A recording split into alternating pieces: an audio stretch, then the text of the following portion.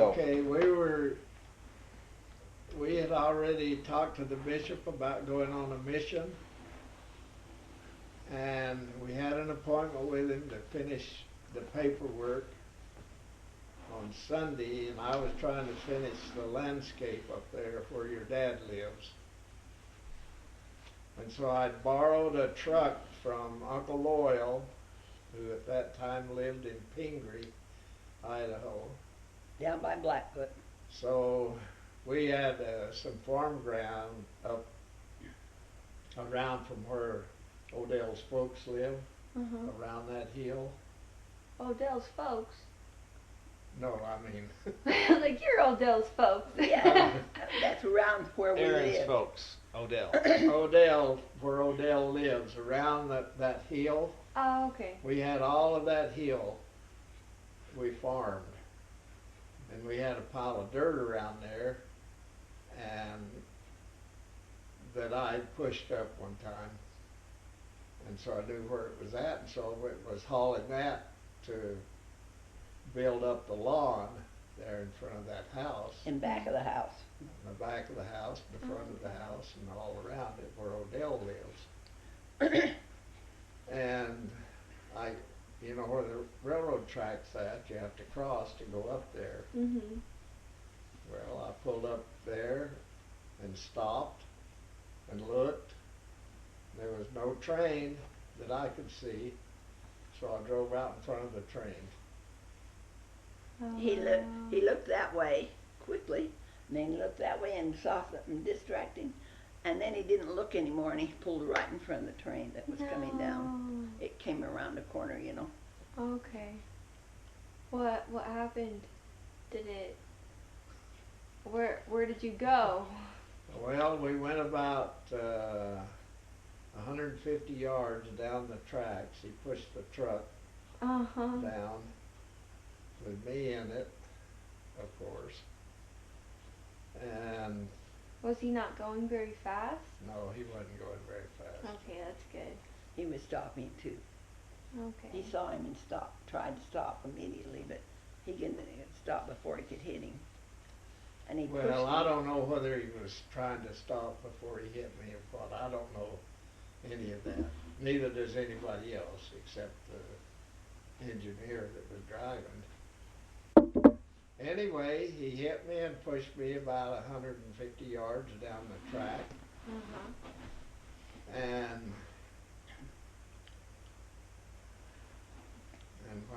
when he finally stopped, they got out. The 3 engineers got out and tried to get me out of the truck. One of them said, "Don't touch him, don't touch him." Oh, jeez. I can't remember them saying that, but I guess that's what they said to each other. And I was probably trying to get out. Because I was knocked Delirious, out. yeah. But his feet were kind of tangled up in the gears. It was the truck had a whole bunch of gears down here for shifting up and down and around, and then it had the main shift gear up here, long levers. And I guess when the train hit me, my feet got all tangled up with those shafts that were sticking up. Anyway, one of them said to the other one, "We better get him out." And the other one said, "No, don't touch him." And he said, "Yeah, he's trying to crawl out. He's going to crawl out anyway." And so they pulled me out and held me up in front of the train, right in the middle of the tracks. I still remember that plainly. And there was 3 men there, one on each side and one in the back. But there was only really 2. They claimed there was only 2. He decided his third one was his father, who had died 9 months after when he was only 9 months old. Anyway, I was sure it was my father. Oh, wow. But Anyway, so they drug me off of the tracks and laid me down under a sagebrush. And anyway, the ambulance came and got him. the ambulance was there by the time I came to. Mhm. The sheriff came and he started questioning me, asking me all a bunch of questions, and I was so out of it. Mhm. And anyway, I was, I guess, sort of rude to him, Well. but I didn't know what I was doing, really. And it was hot, hot, hot. The sun was bearing down. It was in the And middle of the afternoon. the other side of the truck was so mashed that there was a tarp on the floor and you could not get it out. Wow. That's how mashed the other side of the truck was. Yeah, it That's crazy. Where he was was okay. the only place I could have survived was where I was at, because the Jeez. rest of the cab was so demolished. Uh-huh. Wow. Anyway, they drug me off over there, finally off the tracks, and put me under a sagebrush, but the sun was so hot. Well, I guess, of course, I was hurting. Yeah. It broke my 5 and 6 vertebrae, which is right up here. It crushed them.